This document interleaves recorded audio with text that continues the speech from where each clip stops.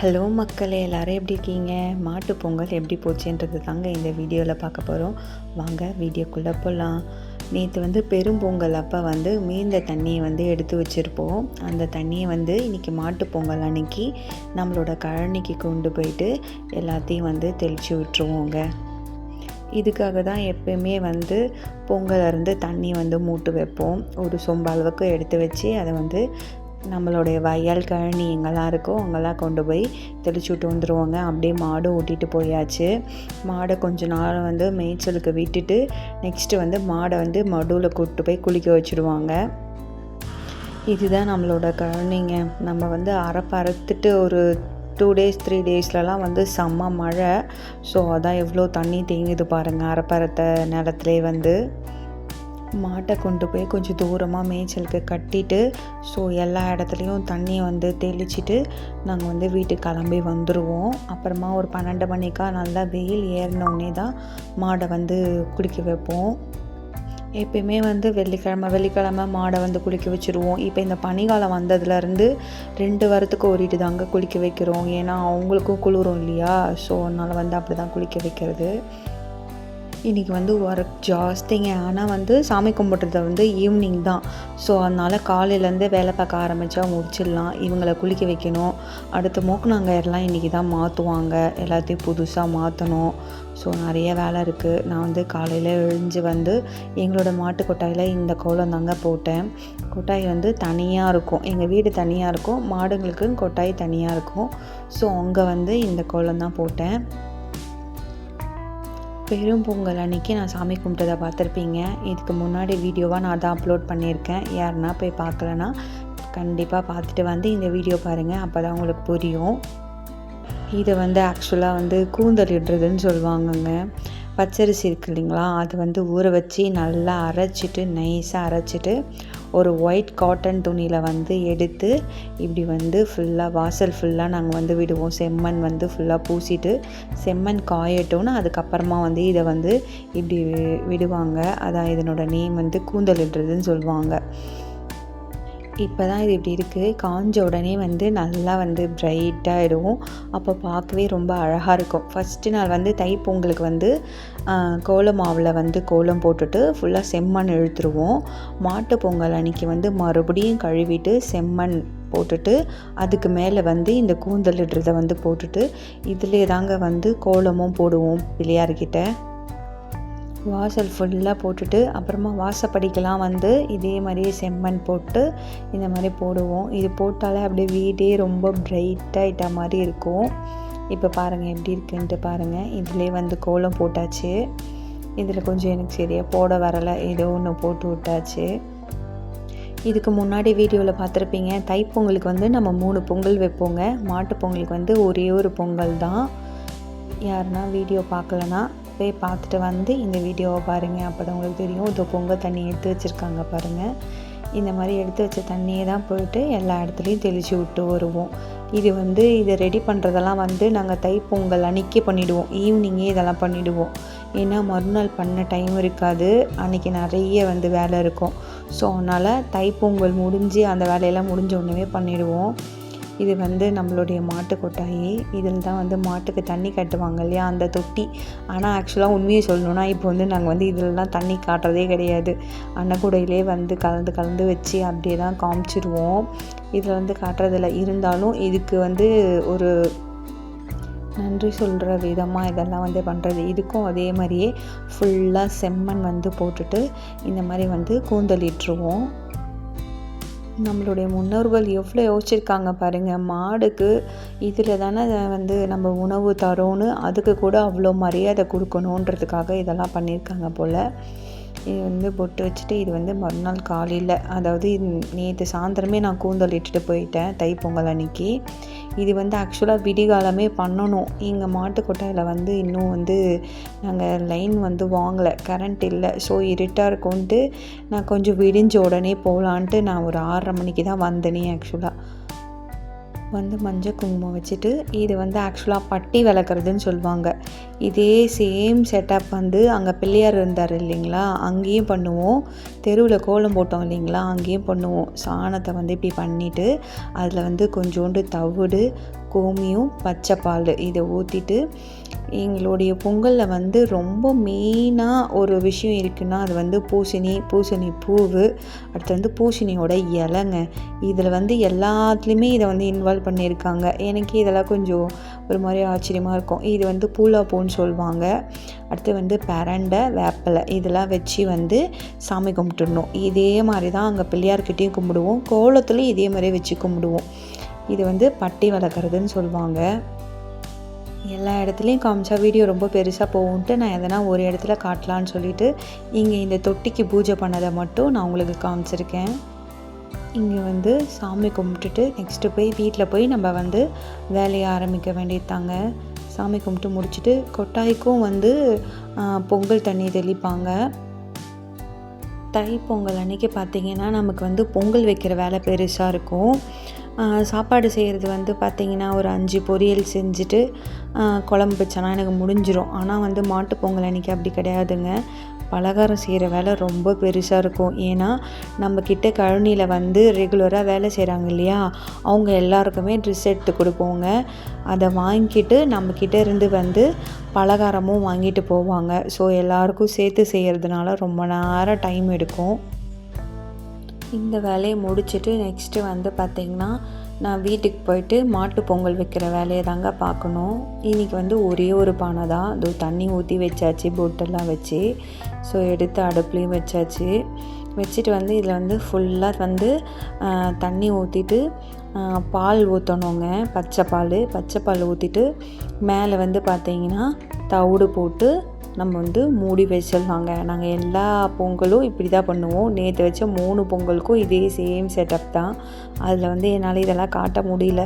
ஏன்னா வந்து காலையில் டைம் ரொம்ப இருட்டு, அங்கே லைட் இல்லை. ஸோ அதனால் கிளாரிட்டி நல்லா இல்லைன்னு சொல்லிவிட்டு நான் எடுக்கவே இல்லை. இதை வந்து நான் உங்களுக்கு ஏற்கனவே சொல்லியிருப்பேன் போன வீடியோவிலே.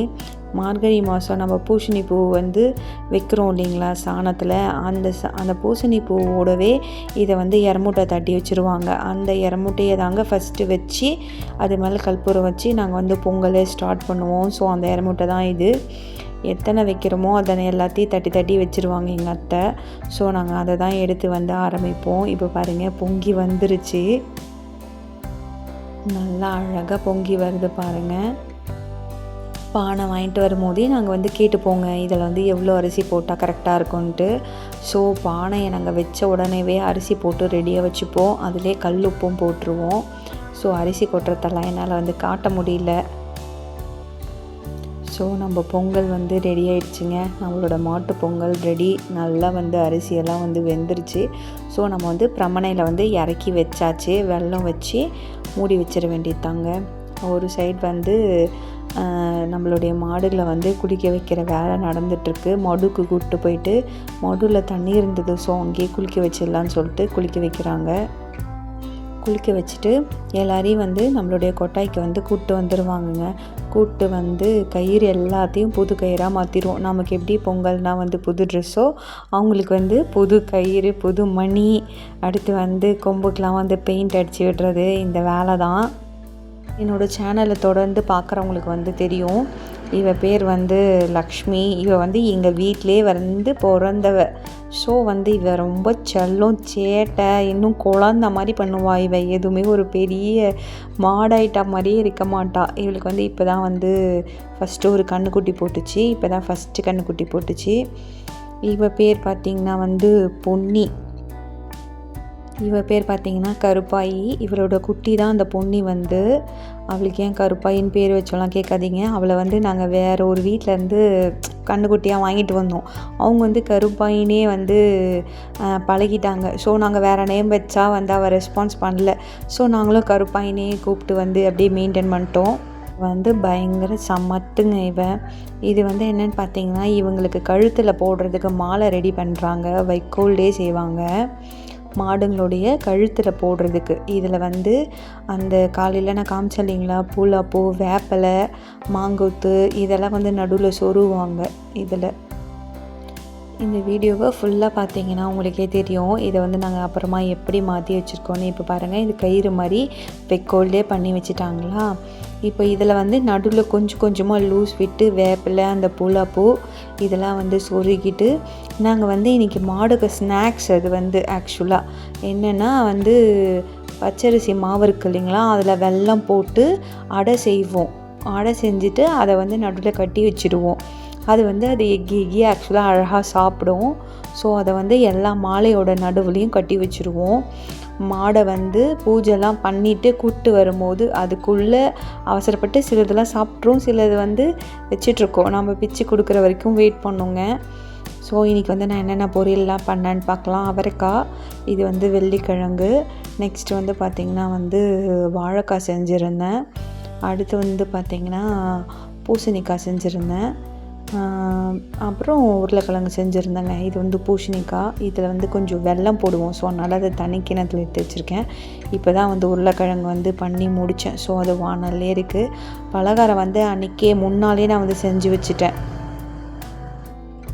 அதிரசம் வந்து முன்னாலே செஞ்சு வச்சுட்டேங்க.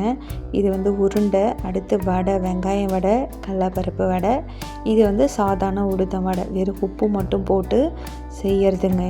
இதெல்லாம் செஞ்சு வச்சாச்சு. இன்னும் நிறைய இருக்குது செய்யணும். செஞ்சு வச்சா வந்து ஒருத்தராக வாங்கிட்டு போவாங்க. கரெக்டாக 2 மணிக்கு உட்காந்தாங்க எண்ணெய் சட்டிக்கிட்ட. 5 மணி வரைக்கும் எனக்கு சரியாக போச்சு. சமையல் வேலை சீக்கிரம் முடிஞ்சிச்சு. இதுங்களுக்கு பெயிண்ட் அடிச்சு விட்டா எப்படி உடம்பு ஃபுல்லாக ஆக்கி வச்சுருக்குறாங்க பாருங்கள். இவர் வந்து சரி போய் மஞ்சள் குங்குமம் வச்சுட்டு வரேன்னு சொல்லிட்டு போய் வச்சுட்டு இருந்தாங்க. ஆனால் இவங்கெல்லாம் நம்மளை கிட்ட கூட சேர்க்க மாட்டாங்கங்க. அவர் மட்டும்தான் போவார். அதுவும் இந்த கருப்பாக இருக்கா பாருங்கள், இவர் இல்லை. இன்கேஸ் எங்கன்னா வெளியே போயிட்டாரு, வேறு யாருனா வந்து தண்ணி காட்டுறாங்கன்னா கூட குடிக்கவே மாட்டாங்க. இவர் இருந்தால் மட்டும்தான் அவள் தண்ணி குடிப்பா. லக்ஷ்மி பொன்னிலாம் வந்து அப்படி கிடையாது. யார் காமிச்சாலும் வந்து தண்ணி குடிச்சிடுவாங்க, கழிநீர் தண்ணி. ஆனால் வந்து கருப்பாய் வந்து ரொம்ப அடம் பண்ணுவாள். இவர் இருந்தால் மட்டும்தான் சாப்பிடுவாள். சபரிமலைக்கு இவர் போயிருந்தார், அப்போல்லாம் ரொம்ப கஷ்டப்பட்டங்க. 3 நாள் வந்து அவள் சாப்பிடாமலே இருந்தா, வெறும் பச்சை தண்ணியே குடிச்சிட்டு இருந்தா. நானே சொல்லிட்டு இருந்தேன், நான் வந்து மாஸ்க்கு தான் உன்ன மாதிரி வாங்கி போட்டுக்கணும் போல் அப்படின்ட்டு. தண்ணியே குடிக்காமல் இருந்தா. இவர் வந்த பிறகு தான் வந்து தண்ணியே குடித்தாலே. அது வரைக்கும் வெறும் பச்சை தண்ணி தான் குடிச்சிட்டு இருந்தா. இந்த பாருங்கள், இதெல்லாம் பொட்டு வைக்க விட்டுறாங்களா பாருங்கள். இன்றைக்கி ரொம்ப இவங்க அமக்கலம் பண்ணுவாங்கங்க. அது ஏனோ தெரியல, எல்லா மாடுங்களுக்கும் இன்றைக்கி ரொம்ப செல்லம் இருக்கும். ரொம்ப அமக்கலம் பண்ணுவாங்க. நம்ம சொல்கிற பேச்சே கேட்க மாட்டாங்க. அப்போ தான் இல்லாத அமக்கலம்லாம் பண்ணுவாங்க. இவங்க மேக்கப்லாம் சைட் பை சைட் கொஞ்சம் கொஞ்சமாக முடிஞ்சுது. எல்லாம் முடிஞ்ச உடனே வந்து கொட்டாய் ஃபுல்லாக வந்து சாம்பிராணி போட்டுருவோம். போட்டு தான் வந்து பூஜை பண்ண ஆரம்பிப்போம். நீங்கள் உங்கள் வீட்டில் மாட்டுப் பொங்கல் எப்படி செலிப்ரேட் பண்ணன்றதை சொல்லுங்கள். நீங்களும் இந்த மாதிரிலாம் என்ஜாய் பண்ணி செலிப்ரேட் பண்ணுவீங்களான்றதை சொல்லுங்கள். நான் வந்து எங்கள் வீட்டில் இருக்கும் போது எனக்கு வந்து மாட்டுப் பொங்கல் எதுவுமே தெரியவே தெரியாது. நான் எங்கள் வீட்டுக்கார கல்யாணம் பண்ணிட்டு வந்துட்டு இங்கே தான் வந்து நான் இப்படிலாம் வந்து பார்க்குறேனே. எனக்கு இதெல்லாம் ரொம்ப புதுசாக இருக்கும். ஃபஸ்ட்டு பொங்கல் அப்போ அவங்க வீட்டில் வந்து இந்த 3 பானையை வைக்கிறதுக்காக தரையை உடைக்கும் போது, என்ன இவங்க வீட்டில் இருக்கிற தரையெல்லாம் உடைக்கிறாங்க அப்படின்னு இருந்தது. அப்புறம் தான் எனக்கு தெரியும் அதுக்குள்ளே அடுப்பு இருக்குன்றது. வருஷத்துக்கு ஒரு தடவை தான் அதை ஓப்பன் பண்ணுவோம் அப்படின்னு சொல்லிட்டு எனக்கு சொன்னாங்க. எனக்கு அதெல்லாம் ரொம்ப புதுசாக இருந்தது. ஈவினிங் ஒரு 5:30 மாதிரி சாமி கும்பிட ஆரம்பிச்சிட்டோங்க. அதே சேம் தான். ஆனால் வந்து அன்றைக்கி காலையில் கும்பிடுவோம், இன்றைக்கி சாயந்தரம் கும்பிடுவோம், அவ்வளோதான். அங்கே 5 இலை, இங்கே 4 இலை போட்டு அங்கே பிள்ளையாருக்காக சாமி கும்பிடுவோம். இங்கே இந்த அடுப்புக்காக சாமி கும்பிட்டுட்டு எல்லா வேலையும் முடிச்சுட்டு இந்த பானையில் இருக்குது இல்லைங்களா, அதை வந்து எல்லாத்தையும் கொண்டு போய் நம்மளுடைய பசுக்கு சாப்பிட கொடுக்கணுங்க. அவங்க சாப்பிட்ட பிறகு தான் இன்றைக்கி சாப்பிட்ணும். இவங்கெல்லாம் தட்டிட்டு ரெடி ஆகிட்டாங்க. இங்கேருந்து இதே மாதிரி தட்டிட்டு தான் நம்ம கொட்டாய்க்கு போவோம்.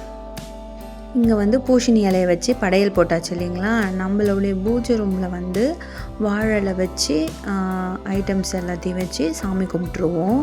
அது சாமி கும்பிட்டுட்டு நெக்ஸ்ட்டு வந்து அந்த பூசணி இலை எல்லாத்தையும் எடுத்துக்கிட்டு நம்மளுடைய கொட்டாய்க்கு போயிட்டு அங்கே போயிட்டு தண்ணி தொட்டிக்கு வந்து நல்லா வந்து பூஜைலாம் பண்ணிவிட்டு தேங்காய்லாம் உடைச்சிட்டு சாமி கும்பிட்டுட்டு கொண்டு வந்த சாப்பாடை வந்து பசுக்கு கொடுத்துருவோங்க. சில டைம் நல்லா சாப்பிடுவாங்க, சில டைம் வந்து கொஞ்சம் சாப்பிட மாட்டாங்க. ஆனால் வந்து அந்த பொங்கலை மட்டும் சாப்பிட்ருவாங்க. கூட காரம் இருக்கிறதுனால சாப்பிட மாட்டாங்க. பொங்கலை மட்டும் கொடுத்துருவோம். அவங்க சாப்பிட்டுட்டாங்கன்னா பொங்கல் தண்ணி எடுத்து வச்சுருந்தோம் இல்லைங்களா, அதாவது இன்றைக்கி மாட்டு பொங்கல் வச்சதை வந்து அதுலேருந்து எடுத்து வச்ச தண்ணியை வந்து இன்றைக்கி வந்து கொட்டாய் ஃபுல்லாக தெளிச்சிடுவோம். இது வந்து ஊட்டுறாங்க. இன்றைக்கி என்னமோ தெரியல, அவங்களுக்கு சாப்பிட பிடிக்கல, சாப்பிடல. ஸோ இதில் பொரியல் இருக்குது, காரமாக இருக்குது, சாப்பிடல சொல்லிட்டு மறுபடியும் ஒயிட் ரைஸ் மட்டும் கொடுத்தோம். இப்போ வந்து பொங்கல் எல்லாம் முடிஞ்சிட்டு இப்படி தாங்க க்ளோஸ் பண்ணி வச்சுருவோம். இது மேலே வந்து சிமெண்ட்டு போட்டு மூடி வச்சுருவாங்க. என்னோடய வீடியோ தொடர்ந்து பார்த்த அனைவருக்கும் நன்றி.